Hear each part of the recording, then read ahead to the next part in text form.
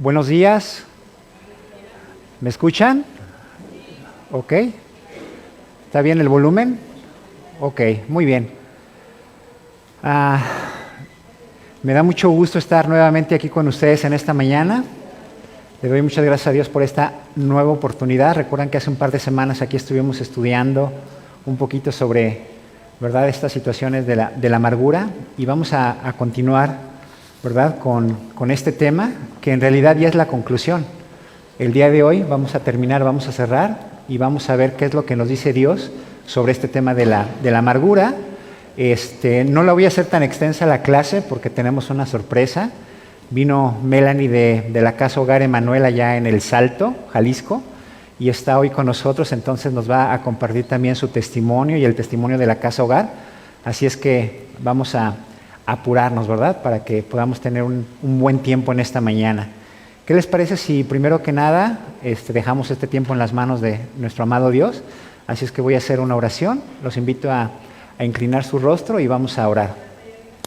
Padre, te damos muchas gracias porque nos das la oportunidad de llegar a este lugar con bien, y sobre todo, Padre, que venimos con ese corazón dispuesto para que tú hables a nuestras vidas, a nuestras mentes y a nuestros corazones, para tener mucho, mucho cuidado de este peligro que anda acechando a mucha gente actualmente, que es la amargura. Padre, dejamos este tiempo en tus manos, en el nombre de Jesús. Amén. Muy bien, ya les entregaron hace un momentito su hoja de estudio, ya todos tienen pluma. Si quieren, pónganle ahí la fecha. Estamos a 24 de noviembre, ya casi acabando el año, ¿verdad? Ha sido un año pues muy intenso, de altibajos, pero gracias a Dios aquí estamos, solamente por su gracia y su misericordia. ¿Ok? El estudio que han estado tomando las últimas 6 semanas, si mal no recuerdo son las últimas 6 semanas, es el título que viene aquí, que se llaman 7 mandamientos para vencer la amargura. Voy a leer aquí en la hojita, síganme ustedes con su vista, por favor. Dice así: hemos estudiado que la amargura se origina cuando vivimos una ofensa. Cuando no sabemos manejar esta ofensa, se puede desarrollar un sentimiento de ira o de dolor. Y si seguimos alimentando este resentimiento, se convertirá en odio, que dará como resultado un estado de amargura. Ya han hablado mucho de esto, nada más les quiero recordar para las que no se acuerden cómo es este proceso de la amargura. ¿Ok? A ver, voltenme a ver acá tantito, hermanas. Ok.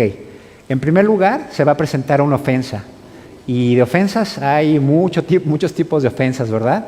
Pueden ser verbales, físicas, pueden ser hasta económicas, puede ser incluso hasta una mirada.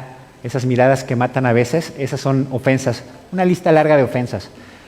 Cuando nosotros no sabemos manejar esa ofensa y cuando nosotros no entendemos que a veces esa persona que nos ofende es una persona no creyente, que es inmadura, ¿verdad?, que no entiende los conceptos de Dios de amar al prójimo, entonces es cuando va a llegar esa ofensa a nuestro corazón. De ahí vamos a ver que esa ofensa se va a convertir en un sentimiento. Cuando no manejamos esa ofensa bien, se va a convertir en un sentimiento, y mayormente les explicaba que hay 2 tipos de sentimientos cuando nos ofenden: lo que es la ira, que es algo externo, algo hacia afuera, o el dolor, que es algo interno. O muchas veces una combinación de estos 2 factores, de lo que es la ira y el dolor. Ustedes han visto que cuando a una persona lo ofenden, explota, ¿verdad? Se engancha con el ofensor, lo ofende también, y pueden llegar hasta ofensas muy, muy graves, ¿verdad? O por el contrario, también entendemos que cuando nos ofenden, hay mucha gente que se retrae, se guarda ese dolor, se queda con ese dolor, y es cuando ya les han explicado que ese dolor interno también puede ocasionar daños y problemas a la salud. Ahora, mucha gente vive con ese sentimiento de ira o dolor. Es más, puede haber gente incluso de aquí que tenga ese sentimiento de dolor, y Dios nos ayuda a sobreponernos a ese dolor, porque muchas veces la persona no nos pide perdón, no quiere arreglar el problema, se va y nos dejó solamente ahora sí que enganchados en ese problema, y no se resuelve. Ahí mucha gente puede estar. ¿Saben cuál es el problema? Cuando ese sentimiento de ira o de dolor no lo manejamos y no lo dejamos en las manos de Dios, es cuando da un paso, y ahí es cuando yo les decía que ahí es peligroso, cuando ya se vuelve un resentimiento. De un sentimiento se salta a un resentimiento, y ahí es cuando ya empiezan a haber problemas. porque ahí es cuando tú ya estás alimentando a tu carne, a tu enojo, a tu maldad, a lo peor que tiene el ser humano cuando ya desarrollaste ese resentimiento. Y dijimos que ese resentimiento, cuando lo seguimos, ¿verdad?, alimentando, empieza a echar esas raíces de amargura que muchas veces no se ve. ¿Por qué? Porque conocemos a gente y a veces no sabemos que está tan herida, tan enojada, tan sufriendo tanto, pero ya esas raíces ya están echando, ¿verdad? Y están alimentando ese resentimiento de esa persona. Y dijimos que ese resentimiento de odio es muy grave, demasiado grave, cuando saltas, ¿verdad?, allá una venganza, cuando tú ya tomas cartas en el asunto y tú ya decides por tu propia mano aplicar la justicia que no es tuya. Hablábamos que la justicia es de Dios. Dios es el que se tiene que encargar de ese ofensor, dejarlo en las manos de Dios. Y terriblemente mal cuando vemos que una persona alimentó ese resentimiento, ese odio, llegar al punto de poder herir, lastimar o incluso matar a alguien. Muy triste todo eso que hemos visto. Eso lo han estado estudiando a lo largo de estas 6 clases que han estado estudiando. Y algo que me pues entristece mucho es ver que mucha gente está en ese círculo, ¿no? O sea, está alimentando y está en el odio y está en la venganza y está pensando en nada más eso. ¿Y por qué? ¿Por qué está en ese ciclo vicioso? Porque no ha aprendido cómo perdonar, no ha sabido dejar ese sentimiento en las manos de Dios, no ha sabido liberar al ofensor, y ahí es cuando vienen problemas para las personas, sean creyentes o no sean creyentes. Les decía hace un par de semanas que yo esperaba y deseaba de todo corazón que ninguna de ustedes, ¿verdad?, estuviera pasando por ese ciclo, y que estos estudios que han estado tomando les sirvieran de verdad para poder dejar y desprenderse de esos sentimientos de maldad. Muy bien, vamos a continuar aquí en nuestra hojita. Vamos a leer, lo voy a leer aquí en mi Biblia, leer Hechos 8 del 20 al 25 y vamos a responder un par de preguntitas. Vamos a abrir nuestras Biblias, por favor, en Hechos. Ok, todos a nuestras Biblias, por favor, después de los Evangelios, este libro de los Hechos, capítulo 8, 8:25.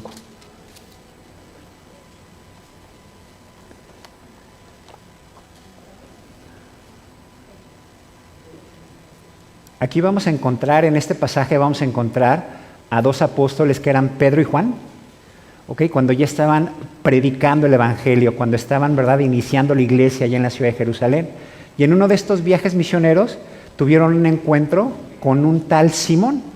Vamos a ver qué era lo que estaba pasando con este tal Simón, porque Simón se dio cuenta que Pedro y Juan hacían milagros por la gracia de Dios para sanar enfermos, dar la vista a ciegos, devolver, ¿verdad?, la salud a la gente que estaba pasando por estos problemas. Y Simón quería tener también ese poder, pero lo vio desde un punto de vista humano, mundano y para obtener un beneficio. ¿Están todos conmigo ahí en la Biblia? Dice en Hechos 8 del 20 al 25. Entonces Pedro le dijo a Simón: tu dinero perezca contigo, porque has pensado que el don de Dios se obtiene con dinero. No tienes tú parte ni suerte en este asunto, porque tu corazón no es recto delante de Dios.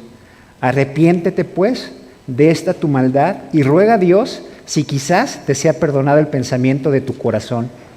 Porque en hiel de amargura y en prisión de maldad veo que estás.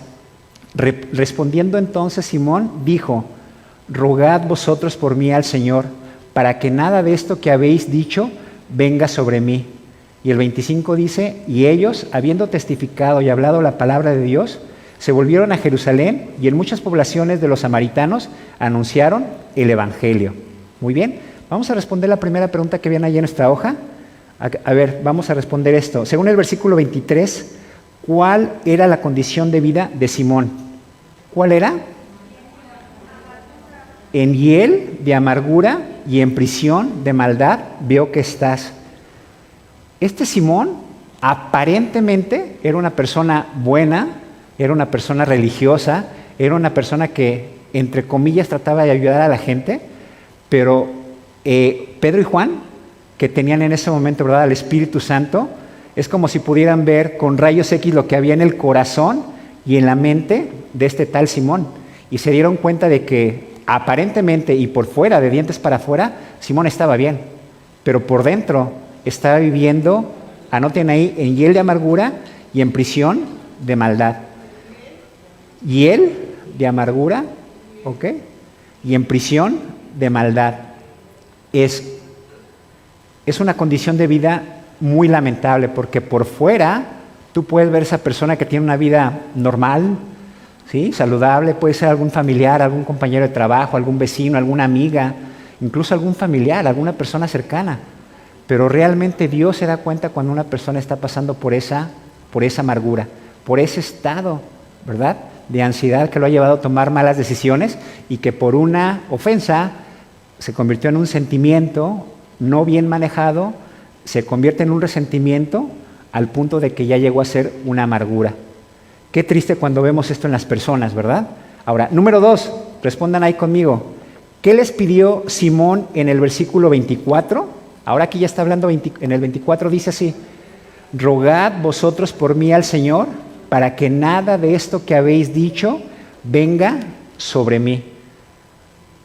Leo esto y me doy cuenta que Simón ni siquiera estaba enterado de que estaba viviendo en ese estado de amargura. Ni siquiera era consciente de que había pasado por esos pasos y que ya estaba viviendo esa situación. Él aparentemente estaba bien, pero nos dice la Biblia de que no era así, estaba viviendo un estado de amargura muy lamentable. Ahora, en ese momento, Pedro es como que le quitara la venda de los ojos y en ese momento se da cuenta y dice: wow, no sabía que estaba pasando por eso.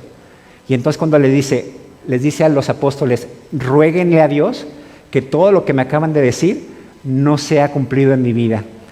Y a ver, hermanas, en esta conclusión de la clase de hoy, yo les quiero dejar, más que una tarea, un compromiso. Que nosotros tomemos ese papel de los apóstoles de Juan y Pedro y que ayudemos a gente como Simón, que aparentemente anda bien por la vida, pero que trae arrastrando muchas cosas a lo largo de la vida por su esposo, por alguno de sus hijos, por algún mal negocio, por la pandemia. ¿Cuánta gente está enojada con la vida? Porque la pandemia les quitó tantas cosas, ¿verdad? Les quitó algún familiar, algún negocio que estaba funcionando bien, planes a futuro, y entonces está amargado. Ahora, dice la Biblia en el 25 que Pedro y Juan, habiendo testificado y hablado la palabra de Dios, se volvieron a Jerusalén y en muchas poblaciones de los samaritanos anunciaron el Evangelio. Quiero que nos quedemos con ese compromiso, hermanas, de ir y anunciar a los que no saben que están pasando por esta hiel de amargura, y que nosotros ya tomamos este estudio de 6 semanas, cómo poder ayudar a otras personas para salir, ¿verdad? Y cómo desengancharse y cómo cortar con esas raíces de amargura, que muchas veces esas raíces no nos damos cuenta y que solamente en algunos momentos decimos: esa persona es muy explosiva, pero no es explosiva nada más porque sí, es porque realmente tiene una raíz de amargura, y ver cómo poder ayudarla. ¿Ok? Entonces, vamos a hacer un resumen rápidamente de los 7 mandamientos que vienen en el libro. Vi que algunas de ustedes tienen este libro, ¿ok? Entonces después ustedes lo pueden ver con más detalle. Vamos a ir respondiendo y vamos a hacer algunas anotaciones, algunos comentarios de esto. Si alguien quiere decir algo, comentar algo, puede levantar la mano y con mucho gusto, ¿verdad?, escuchamos su aportación. Pregunta aquí: ¿cómo puedo salir de la amargura si es que yo la estoy viviendo? ¿O cómo puedo ayudar a otros a salir de esta condición? ¿Ok? Vamos a repasar entonces cuáles fueron esos 7 mandamientos que el autor de este libro nos aconseja en base a la palabra de Dios para poder salir nosotros, o cómo poder ayudar a otras personas que tienen esas raíces de amargura. Anoten ahí, número 1, espera mi regreso. Ese fue el primer mandamiento, ¿verdad?, que estudiaron, que es el de espera mi regreso. ¿Saben ustedes que somos peregrinos, que estamos de paso aquí? ¿Sí? Que nuestra verdadera nacionalidad no es ser mexicanos, ni jaliscienses, ni zapopanos, ¿ok? Ni siquiera nuestra nacionalidad es rey de reyanos, ¿ok? Nuestra nacionalidad, nuestra verdadera ciudadanía está allá en los cielos. Yo de verdad, hermanos, espero que Jesús vuelva pronto. Es un anhelo que tengo en mi corazón. La vida aquí es difícil, es muy dura. Hay muchas pruebas y adversidades. ¿Sí? Conozco el testimonio de varios de ustedes y yo sé que la pasan difícil a veces, por muchas situaciones que se presentan en sus vidas. Yo espero que el Señor vuelva pronto. ¿Sí? ¿A ustedes les gustaría irse pronto? A mí me encantaría. La Biblia no nos da mucho, no nos explica mucho qué hay en el cielo, pero yo tengo fe, confianza y esperanza en que hay algo espléndido que nos está guardando allá. Estas reuniones no son nada comparada con las reuniones que vamos a tener allá en los cielos. Estos adornos que vemos aquí, que tienen siempre muy bonito arreglado las damas, ¿verdad? No le llegan ni a los talones a la gloria que vamos a contemplar allá en los cielos. Entonces es algo que yo anhelo. Cuando tú quitas tu mirada de las cosas terrenales y las pones en las cosas celestiales, este asunto de las ofensas, ¿verdad?, de la ira, del enojo, del odio, de la venganza, ¿sí?, las vas a ir dejando de lado y vas a ir diciendo, no vale la pena estar afanado y turbado por esas cosas que suceden aquí en la tierra, porque muchos de esos problemas muchas veces son por cosas que se quedan aquí en la tierra, cosas materiales, malentendidos, ¿verdad?, cosas que se quedan aquí en la tierra. Y espero, hermanas, que podamos tener ese anhelo en nuestro corazón de estar esperando la segunda venida de nuestro Señor Jesucristo. Número 2, segundo mandamiento para dejar fuera la amargura.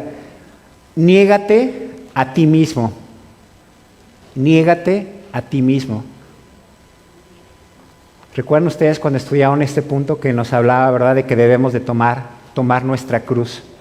La vida cristiana no es fácil, la vida para seguir al Señor no es un lecho de rosas, sino que tenemos que aprender a vivir con ese tipo de situaciones que se van a presentar en nuestra vida.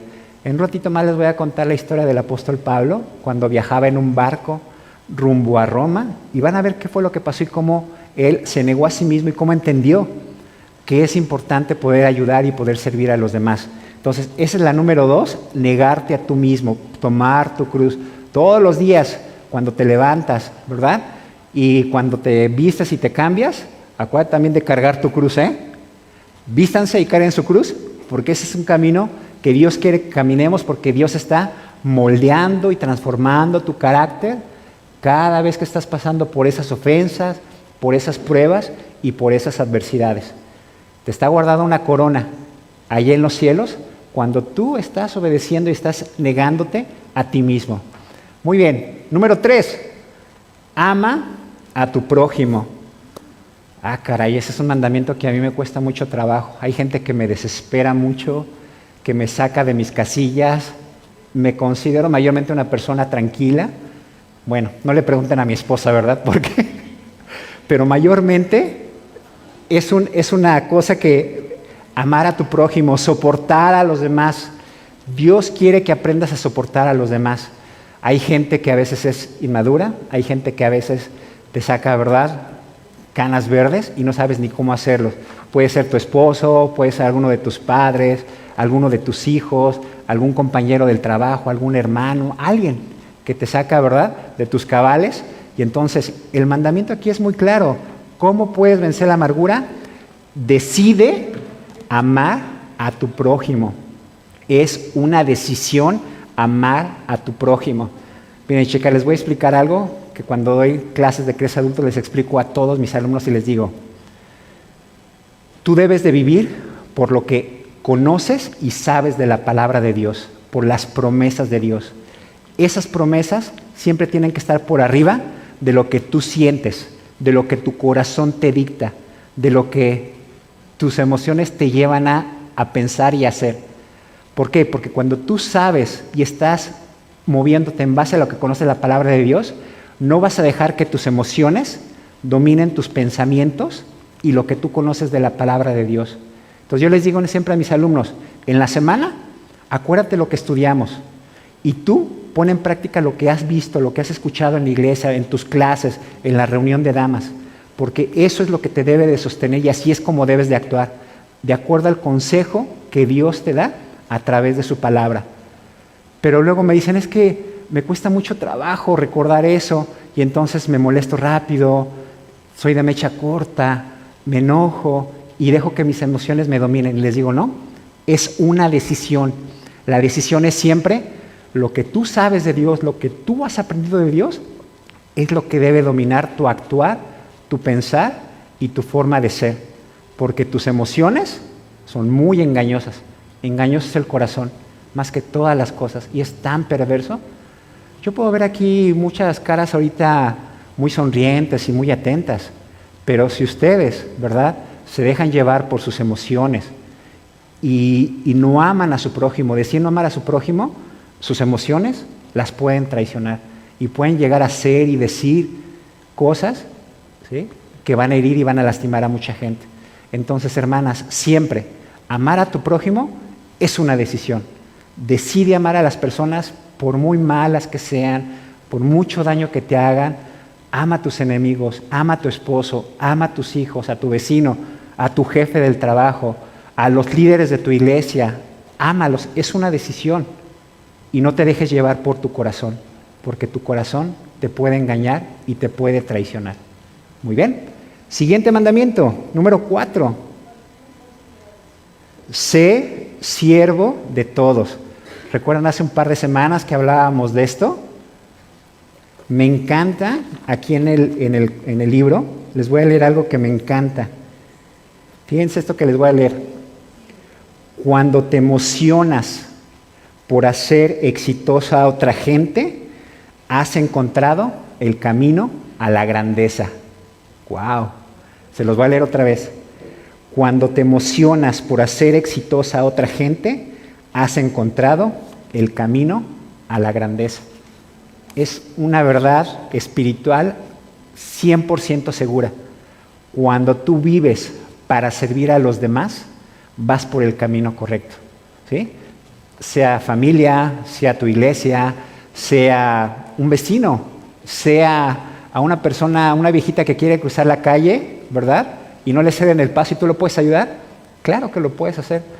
Me acuerdo hace como, no sé cuánto, me gusta ayudar, ¿sí? Creo que tengo ese don de servicio, me gusta. Y me acuerdo que, no me acuerdo en qué calle aquí en Guadalajara, una persona ya mayor, se le descompuso su carro y estaba queriéndolo del tercer carril orillarlo, ¿sí? Y yo me iba atrás de él. Entonces en ese momento pues me orillé, lo ayudé a empujarlo. De verdad, o sea, fue muy poquito lo que hice, nada más ayudé a empujar del tercer carril para allá. Pero realmente ahí es cuando te das cuenta cómo Dios, ¿verdad?, te hace ver esa necesidad de la gente cuando lo está necesitando y yo puedo ayudar en eso. Una cosa tan sencilla, ¿verdad? Y cada uno de nosotros podemos servir y podemos ayudar a los demás. Hace 2 semanas les explicaba que aquí en la iglesia tenemos cerca de 20 ministerios. 20. Uno de ellos damas, ¿verdad? Tenemos el ministerio de varones, el ministerio de la alabanza, jóvenes, crece infantil, tenemos el ministerio de Dan Amor, tenemos ¿qué más? Crece adultos. Wow, un sinfín, una lista muy larga. ¿En dónde está sirviendo tu iglesia? Cuando tú dejas de mirarte a ti mismo y dejas de vivir una vida ensimismada y solamente en ti, y tus dones y tus talentos y tus habilidades las pones a servir, es cuando vas a poder empezar a dejar esa amargura y esos sentimientos de odio fuera, los vas a empezar a desechar. Es algo que no te puedo explicar cómo sucede, pero mientras tú te ocupas de los demás, empiezas a darte cuenta cómo las demás cosas no son tan importantes de lo que se mueve alrededor y cómo puedes servir a los demás. Yo me enteré de esto del ministerio de la Casa Hogar, ¿verdad?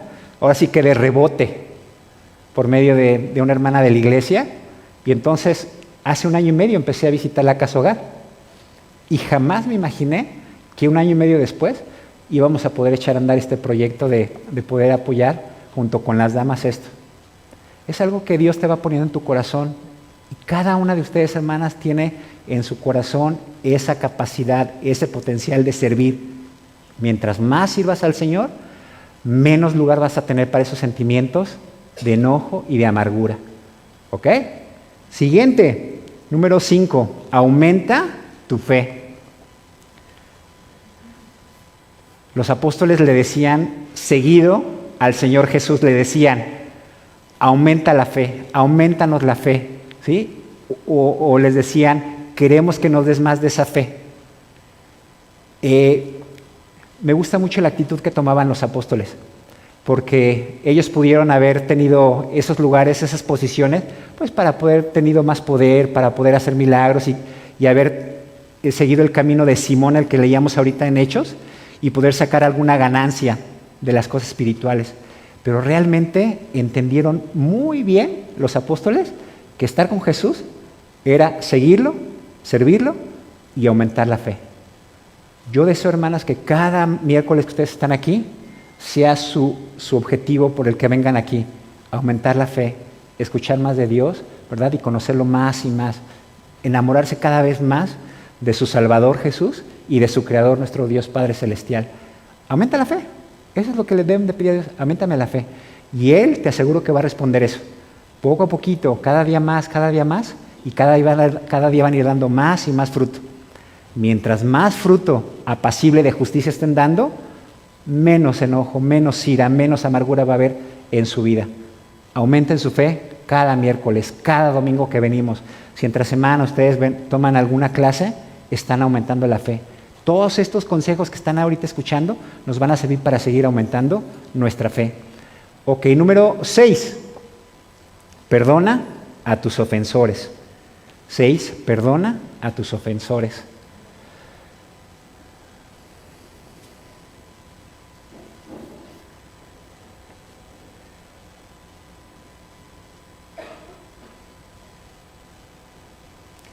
Hay muchos hábitos en la palabra de Dios que son, en un sentido, relativamente fáciles de seguir. No son fáciles, pero digamos, nos podemos comprometer a seguir más esos hábitos, como por ejemplo, leer la palabra de Dios, estudiarla, ¿verdad? Memorizarla, meditar en ella, congregarnos, ¿qué otra cosa más? Hábitos como el ofrendar, hábitos como compartir la fe, pero este hábito de perdonar a las personas que nos ofenden es algo que a la mayoría de nosotros nos cuesta mucho trabajo. Es un hábito que tenemos que poner en práctica y saber que debemos de ponerlo día a día, continuamente, porque la condición del ser humano es a buscar lo suyo propio, a solamente buscar tu ganancia y solamente lo tuyo. Y muchas veces esa gente te va a herir y te va a lastimar y te va a dejar una herida. Si tú no aprendes a perdonar, como dice este sexto mandamiento, te digo que vas a tener una vida bastante complicada, porque vas a estar buscando a ver quién te la paga en algún momento. Y cuando nosotros no aprendemos a perdonar, vamos a estar avanzando en ese proceso. Las ofensas, hermanas, van a ser algo cotidiano, algo común en nuestras vidas. En tu familia, puede ser en tu trabajo, puede ser de nuestros gobernantes. Muchas cosas que nos ofenden, que nos desagradan de nuestros gobernantes. Gente de confianza que te puede llegar a fallar y que te va a llegar a ofender. Ok, entiendo que el segundo paso, ¿verdad? Hablábamos de que era sobre la ira o el dolor. Tienes que aprender a manejar esa ira y ese dolor y dejar en las manos de Dios esos sentimientos. ¿Para qué? Para que no se conviertan en un resentimiento. No quiero, hermanas, que ese sentimiento se convierta en un resentimiento.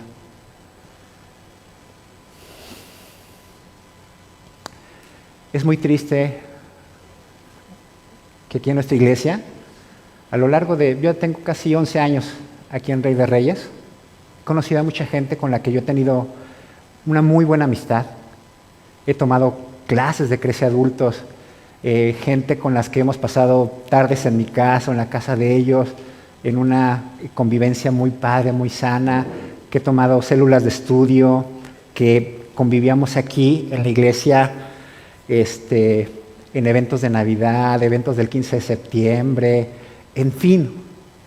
Y me da mucha tristeza cuando veo que gente que está aquí en la iglesia tiene esos sentimientos de enojo, de odio, de ganas de vengarse. Es muy triste.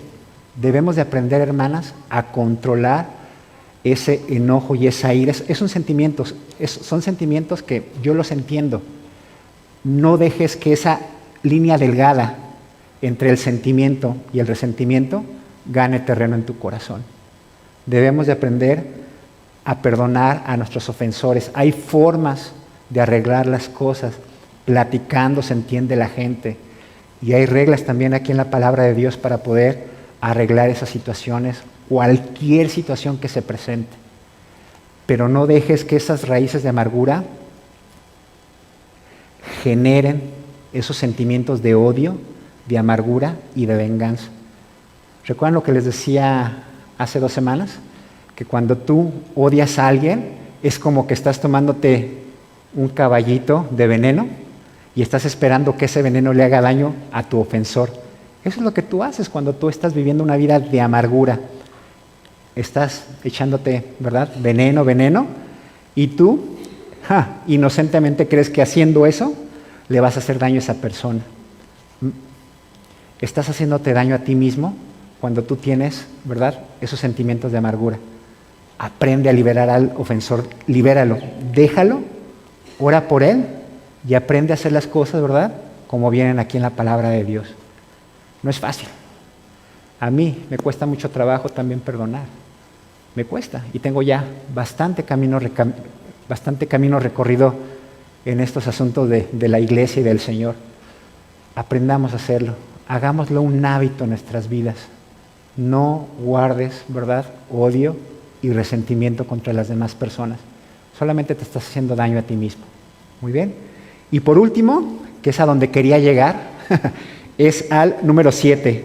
No menosprecies a los niños, ¿verdad? Dice la Biblia que no debemos de menospreciar a uno de estos pequeños. Son creación de Dios. Realmente son una bendición.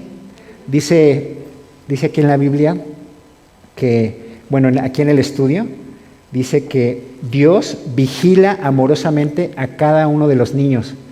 Dice también, ¿dónde estaba aquí? Aquí está. He aquí, herencia de Jehová son los hijos, cosa de estima el fruto del vientre. Tristemente, mucha gente no ve como una bendición a los niños, los ve como una carga, los ve como una imposición.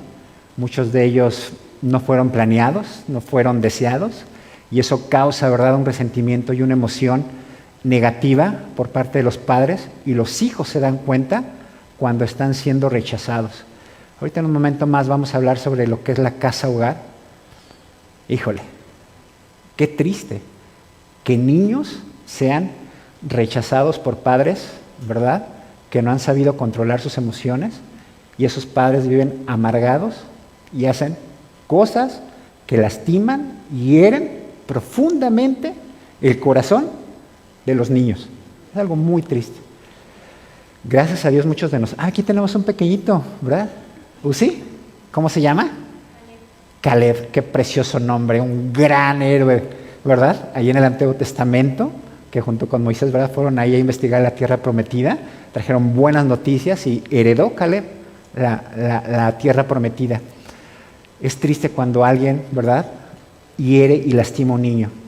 Y aquí el autor de este libro habla sobre esto, no menospreciar a los niños. En la oración de inicio, Carmen decía, ¿verdad?, que debemos soportar a los niños físicos, pero también a los niños espirituales.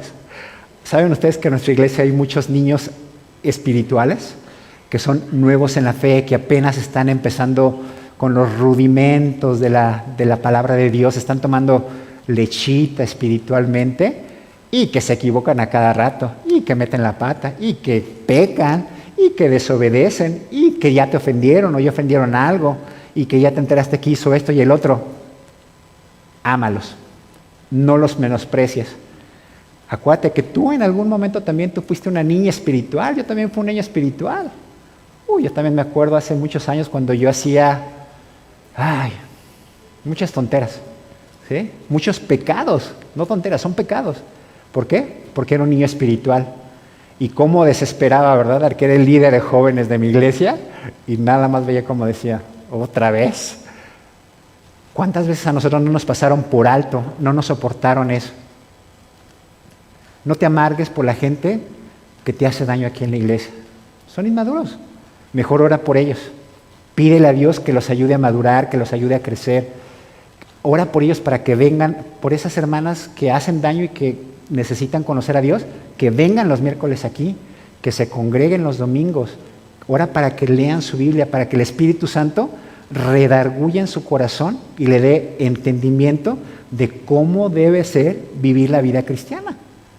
Porque si tú te amargas y estás nada más enojado porque hay puros inmaduros, vas a vivir amargado. No quiero que vivas de esa manera. Te invito, hermana, para que no te amargues por esas personas que son inmaduras aquí en la iglesia o en tu familia o en tu trabajo, sino que aprendas a soportarlos, a amarlos y a perdonarlos. Muy bien. Bueno, ¿alguna duda, alguna pregunta de estos mandamientos? Para mayor información, está muy bueno este libro, la verdad que felicito al staff, es un libro muy bueno. Si no lo tienen, pídanselo prestado a alguien que sí lo tenga, echen una leidita, me abrió mucho el panorama, yo dije, qué interesante, y yo sé que ustedes van a seguir estudiando temas muy buenos que les van a seguir sirviendo para ustedes y para los que los rodean. Muy bien, vamos nada más a terminar con la conclusión, dice aquí la hoja. Conclusión del tema de la amargura. Dios quiere que sus hijos vivan una vida en paz y gozosa. Y esto va a depender mucho de la forma en cómo vemos las adversidades que se presentan en nuestra vida. No nos va a dar tiempo ahorita ya de leer Hechos 27, del 13 al 44, se los dejo que lo lean de tarea. Pero aquí nada más hago una pregunta. ¿Crees que pueda seguir el ejemplo de Pablo cuando tuvo que pasar por la tormenta en el mar? Si algunos de ustedes se acuerdan, Pablo fue aprisionado después de su tercer viaje misionero, ¿verdad? Y lo mandaron a Roma para comparecer ante el César, ante el emperador. Lo estaban acusando, ¿verdad?, de crear alborotos, de ir en contra de las leyes de Moisés, un sinfín de acusaciones que eran falsas en ese momento, la gente no las entendía y entonces fue llevado. ¿Recuerdan ustedes ese pasaje de la tormenta, lo que le tocó vivir a Pablo? Ahora, esta vida es como ese viaje de Pablo, ¿sí? Desde la tierra de Israel hacia Roma. Vamos para allá. Dice la Biblia que por muchos días tuvieron buen clima, no hubo ningún problema, pero en algún momento se presentó dice la Biblia que así se llama un euroclidón, un viento huracanado, y entonces adentro de este barco iban 276 personas, 2, 7, 6. Estaba Pablo junto con los demás prisioneros que iban de camino a Roma, estaba el centurión romano, centurión 100, con 100 soldados romanos, y también estaba el piloto de la nave, el que era el capitán de la nave, y digamos estos tres grupos eran los que estaban presentes en este viaje. ¿Sí? Pablo, vamos a poner aquí a Pablo, de este lado vamos a poner a los soldados romanos, y de este lado vamos a poner al piloto de la nave. Si ustedes piensan por un momento, ¿cómo creen que eran los soldados? Fuertes, mucho entrenamiento, capaces de cargar, ¿verdad?, toda la armadura, el escudo, la espada, el cinto, el casco. Ellos, personas muy preparadas, ganaban buen dinero, mucha gente quería ser soldado romano en aquella época, pocos lo lograban, porque no tenías la estatura, porque no tenías la fuerza, no tenías la habilidad para llegar a ser, ahora sí que parte del ejército romano. Por el otro lado tenemos al piloto y a los marineros. ¿Cómo se imaginan que eran los marineros? Colmilludos, ¿verdad? Mañosos, que llegaba a cada puerto y ya tenía ahí, ¿verdad?, a su amiga, ¿ok? Gente maleada, gente con experiencia en la vida. Así eran los marinos. Imagínense al pobre Pablo, ¿sí? Prisionero, ¿ok? Con un aguijón en la carne. No llevaba nada. Todas sus cosas habían quedado en su casa allá en Tarso, en donde estuviera viviendo en ese momento. Iba con lo que traía puesto y como prisionero. Viene la tormenta. Pónganme atención acá, hermanas. Fíjense esto que les voy a decir. Y fíjense cómo respondió cada uno de estos tres grupos. Pablo oró, daba gracias por los alimentos, animaba a que comieran los demás, porque no querían comer. A pesar de que muy fuertes los soldados y muy experimentados, pero no querían comer. ¿Sí? Los soldados romanos, en algún momento, ya cuando encalló el barco, cuando chocaron ya y se iban a bajar del barco, querían matar a todos los esclavos, a todos los prisioneros, para que no se escaparan. Fíjate nada más esa decisión. En un momento de adversidad, en un momento difícil, tomando una decisión pésima, los soldados romanos. Por el otro lado, los marinos, cuando vieron que la tormenta estaba azotando a todo lo que daba, ¿qué era lo que querían hacer? Escapar, huir.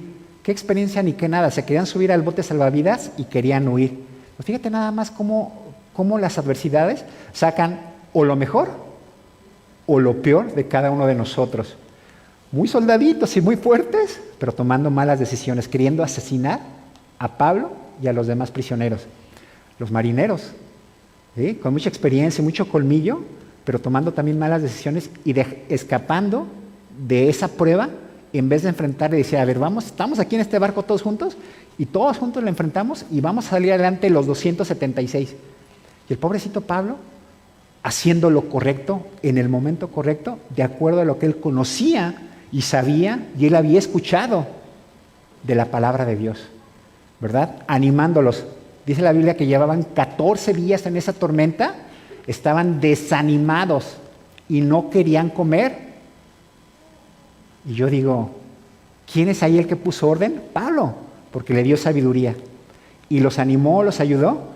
Y esta historia termina, léanla la tarde en su casa, van a ver qué interesante cómo Dios salvó tanto a Pablo como a los soldados y como a los marinos.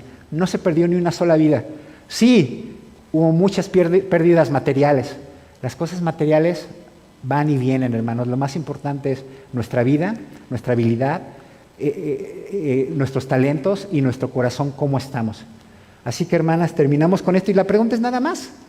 ¿Crees que puedas seguir el ejemplo de Pablo cuando tuvo que pasar por la tormenta en el mar? Sí lo podemos hacer. Es cuestión de decidirnos a hacerlo y vaya que sí lo podemos hacer. Hermanas, deseo que Dios les siga dando mucha sabiduría en cómo manejar sus relaciones personales, sus relaciones familiares, laborales, sus relaciones aquí en la iglesia. Que ninguna de estas relaciones, ¿verdad?, les afecte al grado de pasar de un sentimiento a un resentimiento. Aprendan a manejar ese dolor, aprendan a manejar el enojo, déjenlo en las manos de Dios y liberan a la persona que los ofende. Déjenlo. Dios se va a encargar de esa persona, porque muchas veces no lo soltamos hasta que me las pagues y vas a ver que me las vas a pagar, ¿ok? Déjalo en las manos de Dios. No te amargues, no vivas una vida triste. Esas raíces de amargura no te van a dejar moverte si tú no aprendes a soltar esas cosas y esas situaciones que te hacen daño. Muy bien, voy a estar orando por ustedes, damas. Muchas gracias por el equipo de damas, por esta invitación. Espero volver pronto, ¿ok? Y vamos a terminar con una oración. Vamos a inclinar nuestro rostro, vamos a hacer este compromiso con Dios, orando lo siguiente. Padre bueno, te damos muchas gracias porque tu palabra es clara, es muy, muy clara, Señor, en que debemos de dejar, Padre, esas raíces de amargura que no nos estorben, no contaminarnos y no contaminar a otros. Padre, en esta mañana hacemos este compromiso de servir a los demás, de amar a nuestro prójimo, de orar por nuestros enemigos, Padre, de no menospreciar a los bebés espirituales que hay aquí en la iglesia, sino que por el contrario, Padre, poner nuestra mirada en las cosas de arriba y hacer las cosas de acuerdo a tu palabra, de acuerdo a lo que tú nos has enseñado en cada uno de los estudios que hemos aprendido a lo largo de estas 6 semanas. No dejes, Padre, que nuestras emociones, nuestros sentimientos, que lo que nosotros pensamos o creemos, domine lo que dice tu Biblia, Señor. Dejamos este tiempo en tus manos, en el nombre de nuestro Señor Jesucristo. Amén.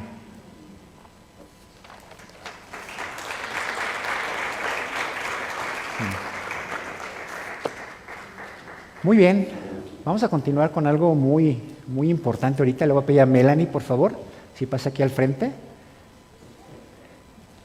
Ella es Melanie Martínez, ¿verdad? Ok. Y nos va a compartir brevemente tu testimonio, ¿ok? ¿Y qué estás haciendo aquí, Melanie? A ver, cuéntanos un poquito. Bueno, buenas tardes. Como dice Mauricio, ¿verdad? Mi nombre es Melanie Martínez. Es un gusto poder estar aquí con ustedes y poder compartir pues lo que Dios ha hecho en mi vida. Y pues qué tremenda palabra, ¿verdad? La que acabamos de escuchar. Sabemos que la palabra de Dios es la que cambia nuestra manera de pensar, nuestra manera de ver las cosas, nuestra manera de hablar y aún de actuar, ¿verdad?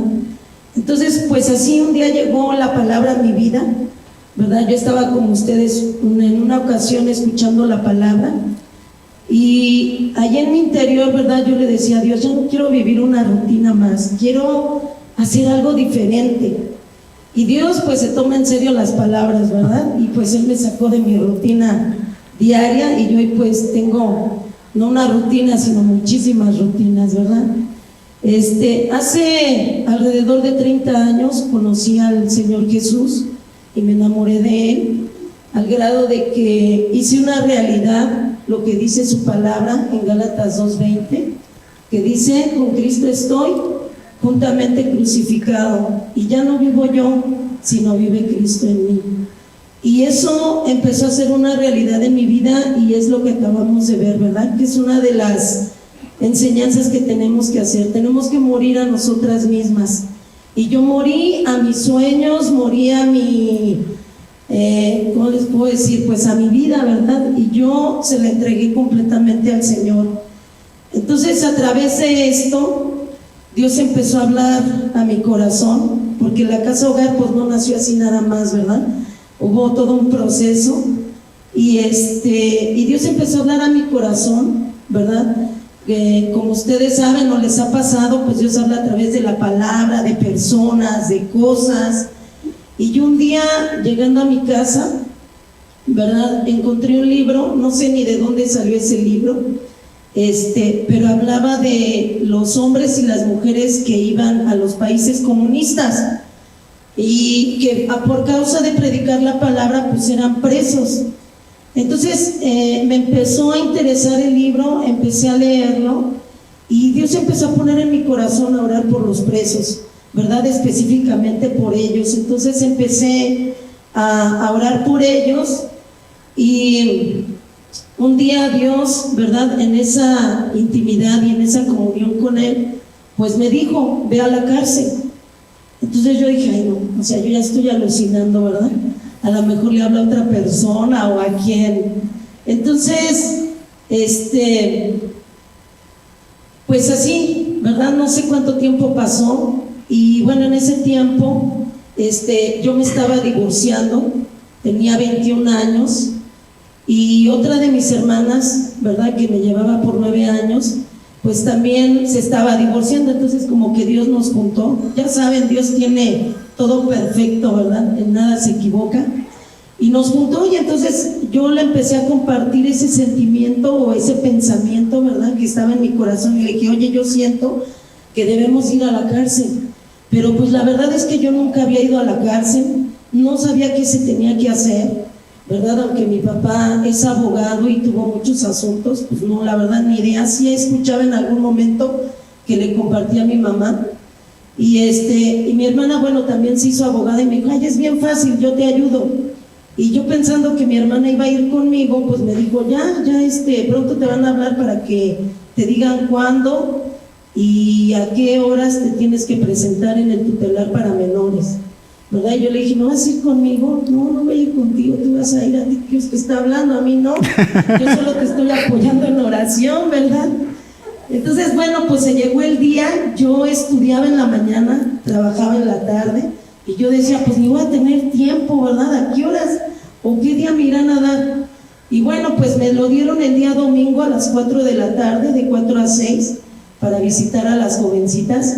Y yo decía: ay no, es mi único día de descanso, es donde puedo hacer mis cosas y todo, y voy a tener que ir el domingo, ¿verdad? Entonces ahí Dios me enseñó que la obediencia pues es muy importante, ¿verdad? Porque dice su palabra que a Él es lo que más le agrada, que le obedezcamos. Pero ya no se hace tan difícil cuando tú verdaderamente mueres a ti y empiezas a obedecer lo que Dios te dice que tienes que hacer. Entonces, pues yo en obediencia, ¿verdad?, empecé a ir a la cárcel. La verdad es que yo ni sabía a qué me iba a enfrentar, ¿verdad? Normalmente escuchamos así como lo peor de los presos. Y bueno, pues ya después fue algo que es como sencillo, ¿verdad? Porque pues Dios va con nosotros y Dios nos da la palabra. Entonces, después de ese tiempo, ¿verdad? De que empecé a ir a la cárcel. Yo conocí a mi esposo porque a mi esposo le compartí uno de mis primos, ¿verdad? Mi primo también iba a la cárcel, a 2 horas de donde nosotros vivíamos, y mi esposo, bueno, era del Distrito Federal, yo soy del Estado de México, de Toluca, y pues ahí lo conocí, ¿verdad? Porque cuando él salió, mi esposo, mi primo le abrió las puertas de su casa para vivir con él y poderse reintegrar pues a la sociedad y poderse reintegrar a una iglesia. Y bueno, mi primo fue de mucho apoyo para mi esposo, y ahí nos conocimos en la casa de mi primo. Después de 5 años de tratarnos, ¿verdad? Íbamos muchas personas a la cárcel, alrededor de 20 personas.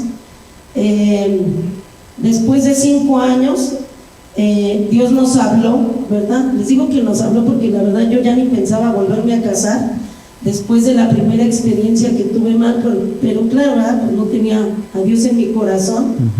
Y tomamos malas decisiones, ¿verdad? Hacemos muchas cosas que no están bien. Y después de esos 5 años, ¿verdad? Mi primo nos decía a mi hermana y a mí, no, ¿cómo se van a quedar solas? Ustedes se tienen que volver a casar. Y yo decía, ay, no, yo ya no me quiero volver a casar, yo estoy así bien, ¿verdad? Pero dice su palabra que nuestros planes y nuestros pensamientos no son los mismos de Él. Así es que un día Dios nos habló a él y a mí, y así fue como tomamos la decisión de casarnos, él y yo. Y bueno, pues a partir de ahí, como les platicaba, ¿verdad? Yo empecé a ir al tutelar para menores, después empecé a ir con las mujeres, ahí mismo donde él salió de esa prisión. Y un día saliendo, antes de casarnos, un día saliendo de la cárcel, yo llevaba a mi hija, en ese entonces ella tenía alrededor de 4 años, ¿verdad? Salíamos de la cárcel y yo pude escuchar a Dios que me dijo, ¿verdad? Si tú estuvieras en el lugar de esa mujer, ¿qué te gustaría o cómo te gustaría que te ayudaran con tu hija? Entonces yo volteé a ver a mi hija y yo decía, ay no, o sea, yo me muero, o sea, yo la quiero muchísimo, por eso estoy estudiando, por eso me estoy esforzando en trabajar y poderle darle lo que ella necesita y todo. Y yo decía, no, o sea, ni cómo imaginarme esa escena, ¿verdad? Porque ese día que yo entré a la cárcel y salí hablándome Dios en esa área, ¿verdad? Ese día ni pude compartir con las mujeres, todas estaban llorando y compartiéndome que su hijo, ¿verdad? Pues se había quedado solo en su casa, que otros lo tenían familiares, pero que lo estaban maltratando. Y bueno, ellas estaban compartiendo pues todas sus situaciones, así es que imagínense cómo salí, ¿no? Así como que, pues ¿cómo las ayudo? ¿Verdad? O sea, ¿qué hago? Y bueno, pues Dios hablándome a través de mi hija, ¿verdad? Que cómo me gustaría, pues ya casi me quería yo llevar a todos sus hijos a vivir con Carlos, ¿verdad? Y irse conmigo a vivir.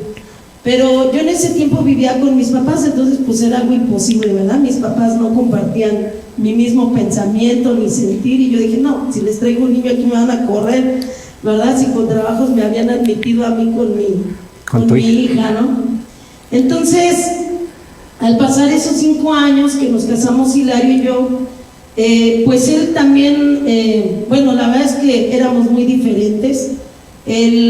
Yo crecí en una familia funcional, ¿verdad? Como les digo, mi papá abogado, mi mamá maestra, mi mamá de casa, mis papás son cristianos, acaban de cumplir 60 años de casados. Wow. Siempre dándonos buen ejemplo, enseñándonos pues los valores, principios, la palabra. Mis papás son cristianos, mi abuelo era pastor por parte de mi mamá. Entonces, pues todo lo contrario era Hilario, ¿verdad? Hilario venía de una familia disfuncional, con mucho maltrato. Él estuvo muchos años en la cárcel. De hecho, cuando él compartía decía que había vivido más en la cárcel que en la calle, ¿no? Por lo mismo. Entonces, pues nos casamos y él tenía ese mismo sentir, ¿verdad? De poder ayudar a los niños, porque pues él como niño sufrió muchísimo. Y yo, pues al sentir eso, de que de parte de Dios, ¿verdad? De que cómo pudiera yo ayudar a esas mujeres con sus hijos, pues Dios nos unió en un mismo sentir. Y hace 23 años, ¿verdad? Pues nos casamos y fue como empezamos la Casa Hogar, a través de las mujeres que están en la cárcel. Una de ellas nos pidió ayuda, ya estando aquí en Jalisco, y bueno, es que la verdad son muchas experiencias que he vivido con Dios.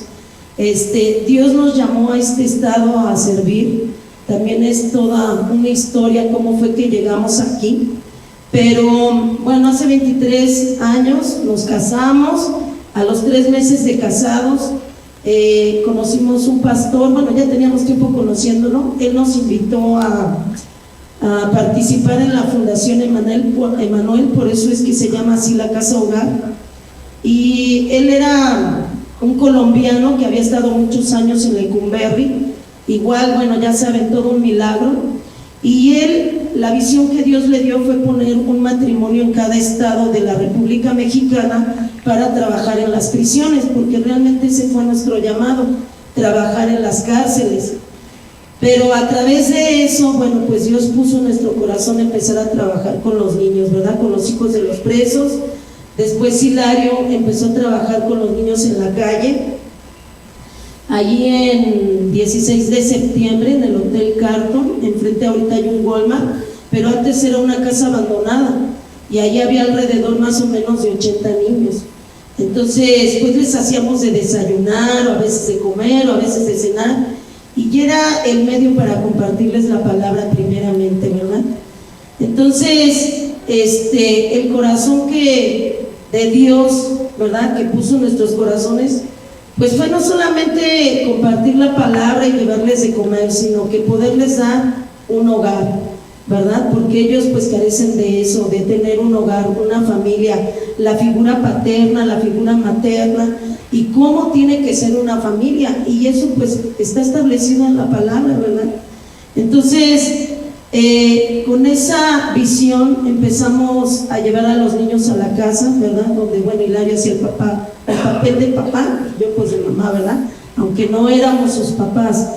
Entonces, bueno, actualmente hay 40 niñas, okay. La más pequeña tiene 5 años, la más grande 17, y tenemos 20 niños. Los niños viven en Puerto Vallarta y... No te estoy presionando. Es que como me dijo un tiempo, no quiero pasarme del tiempo, perdón. Tengo abierto, sí tengo sonido, ¿verdad? Todavía. Ok. Entonces, si estoy entendiendo bien, Melanie, para que entendamos, o sea, ahorita están encargados de 2 casas hogares. Sí. La de niñas en El Salto y la de los niños en Puerto Vallarta. En Puerto Vallarta. Y okay. Sí, bueno, les menciono esto porque la mayoría son hermanos, ¿verdad? Y con esa figura, pues, de darles un hogar, de que ellos pudieran ver un papá y una mamá, para que no se siguiera destruyendo más la familia, pues los aceptamos como hermanos. Por eso ven niños y niñas de diferentes edades, ¿verdad? Porque pues son hermanitos la mayoría, y eso es con lo que hemos venido caminando, con que, bueno, ellos puedan estructurar una familia entre ellos como hermanos, y al final, cuando ellos cumplen 18 años, bueno, hasta esa edad pueden estar en la casa hogar, pues ellos pues van a formar una familia, ¿no? Se van a casar y van a tener hijos, y es lo que nosotros, pues por todos estos años, hemos querido enseñarles y poner en su corazón de ellos. Y bueno, aprovechando la enseñanza, ¿verdad?, de que no menospreciemos a los niños. Sí vieron al niño, bueno, estos 2 niños que vienen conmigo, ellos están casi desde que nacieron. Esperanza llegó de 1 mes de nacida, nosotros la adoptamos. Su mamá pues le daba droga en vez de leche, ¿verdad? Ella estuvo al borde de la muerte, estuvo 15 días con suero, desintoxicándose y todo eso, ¿no? Y bueno, cuando cumplió 7 años, el gobierno pues nos dio la oportunidad de adoptarla. Entonces es mi hija. Y Jesús Emanuel, que es el jovencito que viene con nosotros, pues él es todo un milagro, de verdad. A nosotros nos hablaron del hospital civil cuando él nació de 6 meses. A nosotros nos lo entregaron de 2 meses de nacido, y bueno, él nació con hidrocefalia, nació con 2 tumores, uno externo y otro interno.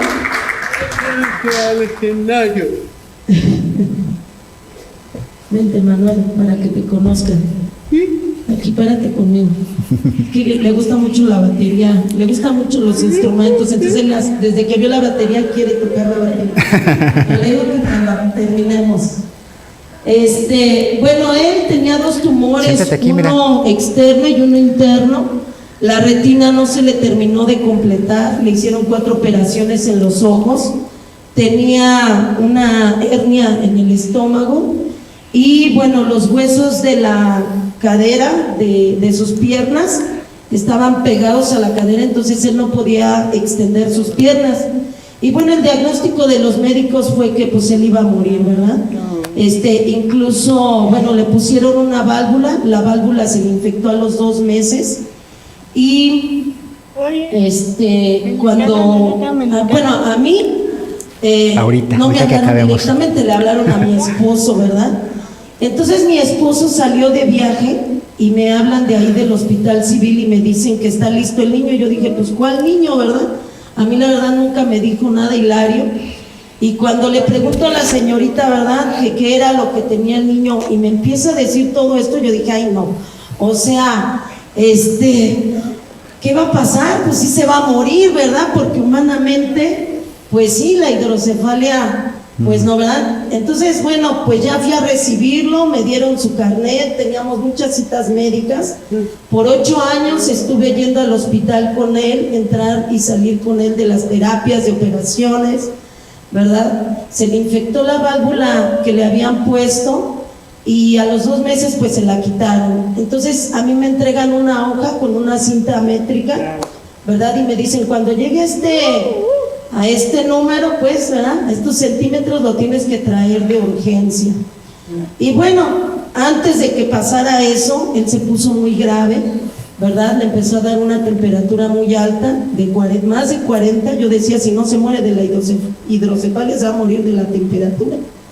Entonces le hablé a su doctora y me dice, ya te dije que se va a morir, ¿verdad? O sea, mira, tú hazle todo lo que sabes, dale la neomelubrina, el tempra, báñalo, hazle fomentos, todo. Si a las 6 de la mañana no se le ha quitado la temperatura, entonces sí ya me lo traes de emergencia, ¿no? Miren, yo toda la noche me la pasé orando con Hilario, ¿verdad? Yo le decía, Señor, que no se muera aquí, ¿verdad? Yo era lo que pedía, pero Hilario tenía más fe que yo y decía, no se va a morir, Dios tiene un propósito para él. Porque yo le dije, Hilario, ¿sabes lo que es la hidrocefalia? Me dijo, no sé, ¿verdad? Dice, pero yo sé lo que puede hacer Dios en la vida de él. Entonces, jamás le volvió a crecer la cabeza. De los 2 tumores nunca lo operaron. El doctor, el neurólogo me decía, es que aquí estaba el tumor, ¿verdad? Aquí estaba el otro tumor y como que así de la nada desaparecen, ¿verdad? Porque él ya tenía programadas todas esas cirugías. De los ojos sí lo operaron 4 veces, de los pies también, de la hernia no lo operaron. Y bueno, él es todo un milagro, ¿verdad? Dios lo ha sanado, él es completamente independiente, acaba de terminar la secundaria en la escuela especial, le están enseñando a sembrar, ¿verdad? Pero yo me gozo en la vida de Manuel porque él le encanta la palabra. Siempre está alabando al Señor, siempre se está gozando y yo pienso que Dios lo preparó para este tiempo. Mi esposo acaba de fallecer hace 1 mes, ¿verdad? Y él, ahora sí que, bueno, él tiene cita a finales de este mes con el oftalmólogo, pero está ahí conmigo y siempre está orando, me está cantando. Entonces, ha sido más ligera, ¿verdad?, esa situación. Y pues yo quiero dejarte hoy en tu corazón, ¿verdad?, que es un privilegio servir a Dios, es una bendición servir a Dios. Dice su palabra que no hay nada que hagamos que sea en vano. Claro. En Colosenses 3:23 dice que todo lo que hagamos lo hagamos con todo nuestro corazón, no esperando recibir la recompensa del hombre, sino la de Él. Y la verdad es que yo he sido muy bendecida a través de todos estos testimonios, porque en estos 23 años Dios me ha permitido ver muchos milagros como el de Él. ¿verdad? Vidas transformadas y cambiadas. Y ahorita que Mauricio hablaba de ese sentimiento, que no se vuelva un resentimiento, el doctor, ¿verdad? Bueno, más bien el psicólogo me decía, es que él debe de estar enojado, debe de estar frustrado por su físico, ¿verdad? Pero él siempre está bien contento, ¿verdad? Porque el Señor es su gozo, es su fortaleza. Entonces, pues no sé cuál sea tu problema, no sé por qué situación estés pasando, pero Dios es más grande que todo eso. Dios Amén. los bendiga. Muy bien, un aplauso por favor. Melanie, gracias por estar aquí con nosotros.